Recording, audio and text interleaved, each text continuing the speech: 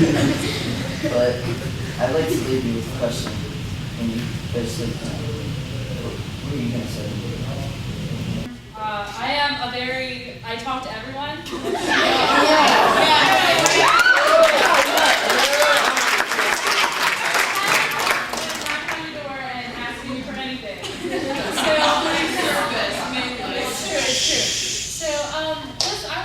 Thank you to everyone because my experience at camp has been amazing. Just the worship here, like I've never felt as amazing as I do when I'm in that room worshiping with everyone. I am at the cafe 3 times a week, maybe 4, and I sing in the youth group or our little band, but I never felt God's presence as much as I have when I'm in that room with all those people. Just the love of God in that room is amazing to me. And I just want to say thank you to everyone for, putting up with me because I know I'm crazy. Welcome to the club.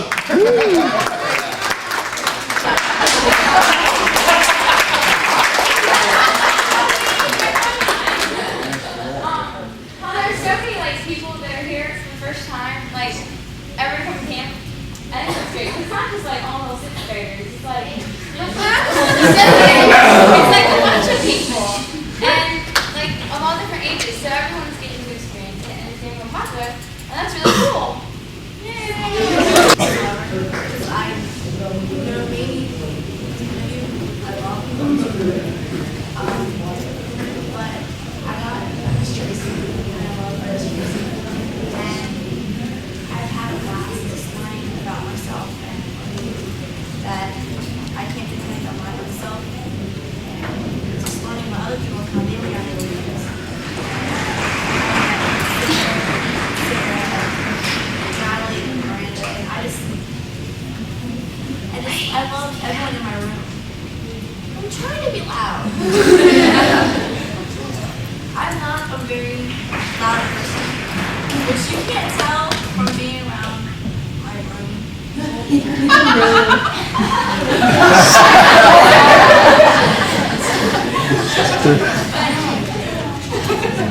But I learned that I have to talk. I like to talk, but I don't like talk in front of everybody like right now. I'm shaking, and I just had a really great time just being here. It's my first time, so it's been fun. When I came in, I know Brian said, if I step forward, cut me off the knees. As a fat, overweight guy, I hate ridgecrest.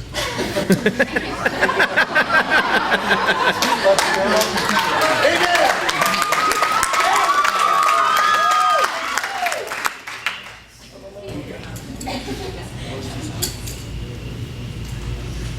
And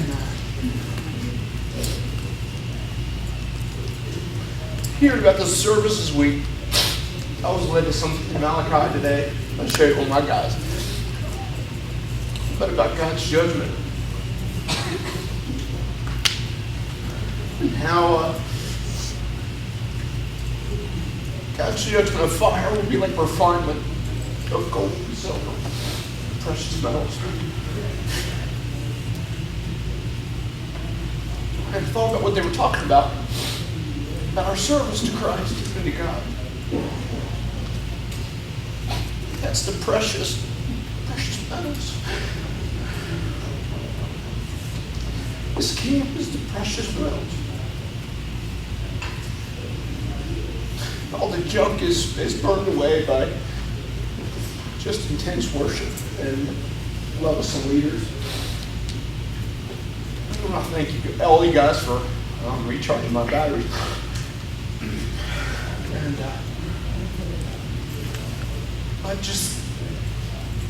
when the worship guys got up last night and did that skit about the chiseling away, it took all I could do not to run down there and stand on stage. Where that guy was standing. Was it with me? Standing there. And he pulled it out of his pocket, he read it. And I looked at some of the notes that I wrote in my journals from way back. And he could have ripped a page right out of journals. And so I guess I ask you guys just to take, it seems like every year you hear to say, take what's here, what's true, what's pure, and take it home with you. Because it's going to get buried in the junk of day-to-day life. And the hurt and the pain just take home with you. But make it a point to write it down, to tell somebody, to make it point you count, because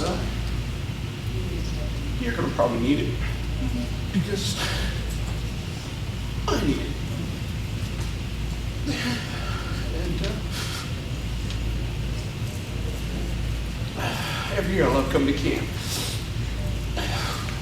And when we got here this year, I was complaining, like you not believe. And I thought, God's got something in store because this place is junk. So I said what you said about feeling ripped off. But I told the guys later in the week, I said, the rain came. And I even shared my guys a song, Mercy Me, if you ever get a chance to hear it, about Jesus splitting the rain.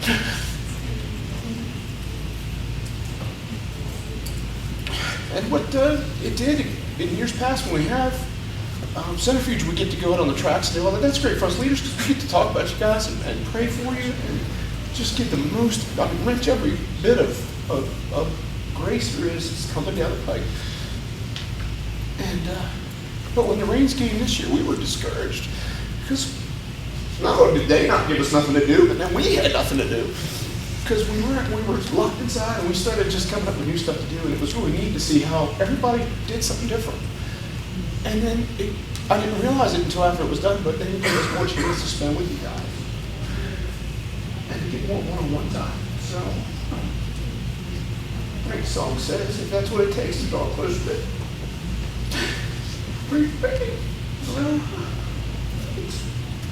Oh yeah. They got a couple years left. keep it short. These boys are fantastic. Thank you. Like Dan said, we're not having enough time together. I put 7 boys up on top of the mountain. Some of them we were getting held on. And for the mudslide. Yes. Mudslide rules. I've seen a group of boys out of this come together and become a prayer team, praying for all the other boys. Middle schoolers? Yes. That is fantastic. Boys this young pray for the boys in the other room. Fire me up. Boys recommitting their lives at this age. They got no place to do another puppy further. And boys coming together just as well as they did. Especially in my room, stacked 5 or 6 high. And Tony comes in, body slams them all. It's fantastic times, and I can't wait for next year. Thanks, Al. Johnny, I like to talk. Not young people anyway. This morning was really amazing for me because I'm scared to death because you guys flew next week. And it was really fun and exciting when everybody got around to pray for all of us. And it made me start crying. And I'm really excited now because now I know that everybody's praying for me. And I'm going to have a really good time. And I've enjoyed this whole week, and I've enjoyed being with Meredith and getting to know Emily. She's cool, and we've had some really fun times. And I love Miss Vera, she's like the best. And thank you. And I just love you all guys. And I never knew I had such a good church family, but I do. So I love all you guys, and I love Pastor Lee and Pastor Ray to help me out. Yes. I'm sorry, but can we share how much missions money was taken? I am going to do that. Wait, I gotta get some.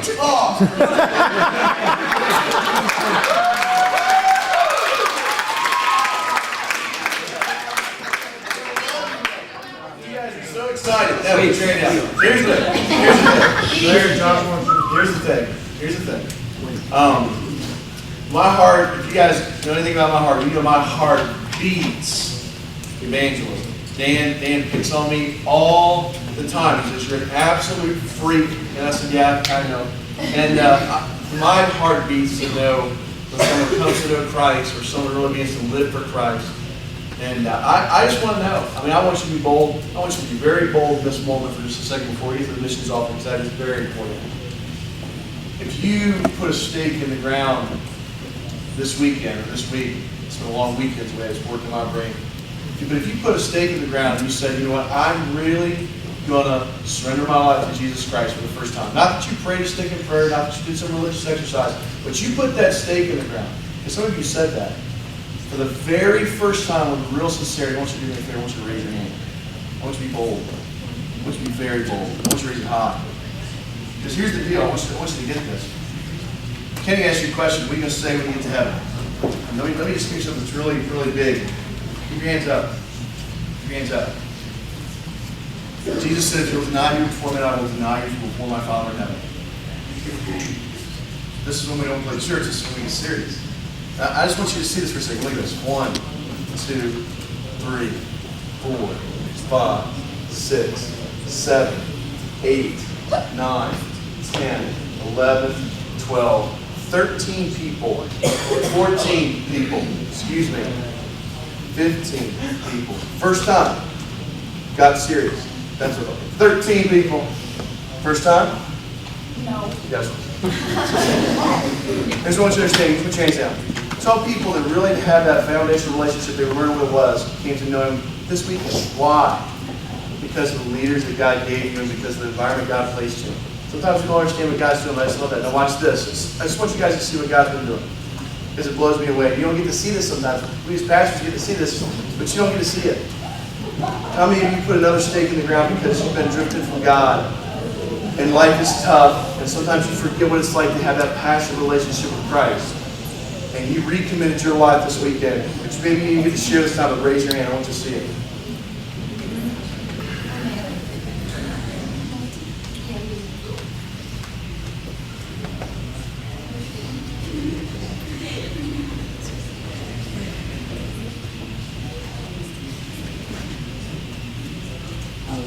It's 30 of you guys. Isn't that amazing? I want to look at the scripture and then I'm going to give you the missions offering. Here's the scripture, because here's the tough stuff. But we have this treasure in jars of clay to show that this all surpassing power is from God and not from us. We are hard and pressed on every side, but not crushed, perplexed, but not in despair, persecuted, but not abandoned, struck down, but not destroyed. Here's what that passage means. Some of you, I watched you this weekend because some of you got to find this out on me. I love to watch people. And you can see the Spirit of God move on people. In fact, for many of you, you're still here, you're still playing the game, and you're still playing church. Because that's the reality of what the church looks like. And here's the thing that might freak you out. I know who you are because I've been watching you all week.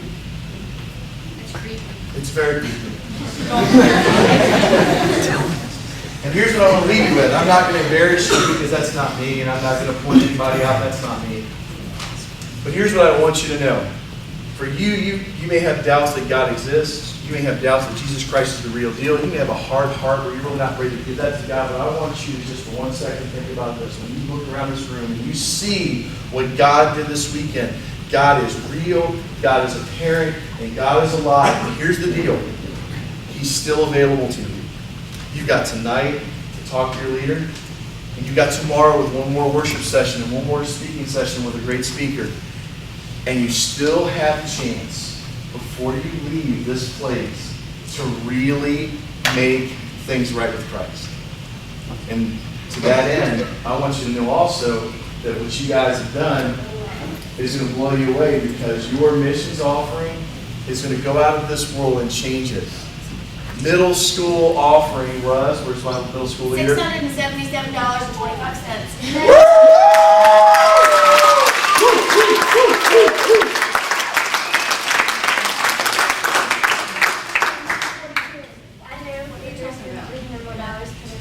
Okay. So that Good. puts us at High school offering, 2,000, I think. 2000 Well, around that. Around about. Now listen to this. No, don't compare the two because I would never want you to do that. Because obviously the two groups are different sizes, so we'll do that. But what I want you to think of is because it's one group total, there's two different ways to look at it. But that means that you guys raise about $2,600. It's going to go into the mission field and change the lives of people you've never met. And here's the thing I really want to blow you away with. Wow. 4 years ago when I went to Fuge, the entire camp offering was $5,000. You guys more than went halfway over that with one church, with one heart that was chasing after Jesus. And there's probably some people that still want to put into that, and you can. You're going to see Hannah if you're in high school. Yeah, some have not given. You should know the new total for tomorrow all the way up to the bus. So who's my middle school leader? Because I didn't know the middle school leader. Anna. Listening. Or Mary. We're there too. So you can see Anna, Oh, I'm sorry. or you can see the scenario, right? So you guys can see them before the night's up. Yes? That was the whole camp 4 years ago. And so within this one church, two churches, really, we've acted like one church this week. You guys raised over half of what you and I see in the camp. And when I got the preliminaries on your gift and I told Jason, the guys from this camp, he was blown away. And I just want to thank you for being sacrificial. I want to thank you guys for loving Jesus. And I want to thank you for showing him in a way that's real and transparent the whole week long. You want to say something? You good. Okay. So here's what we do. Yep, cool stuff. Good. Of your Son, Jesus Christ, that has changed. May not have been the place we wanted, may not have been all the activities we wanted, but it was everything you wanted because you brought us here. And you changed us because of that. Thank you, God. Thank you that it's not just a camp thing, it's a Jesus thing, and that it goes with us. And so, Father, we just pray that you would seal the deal in the decisions and the hearts and lives of students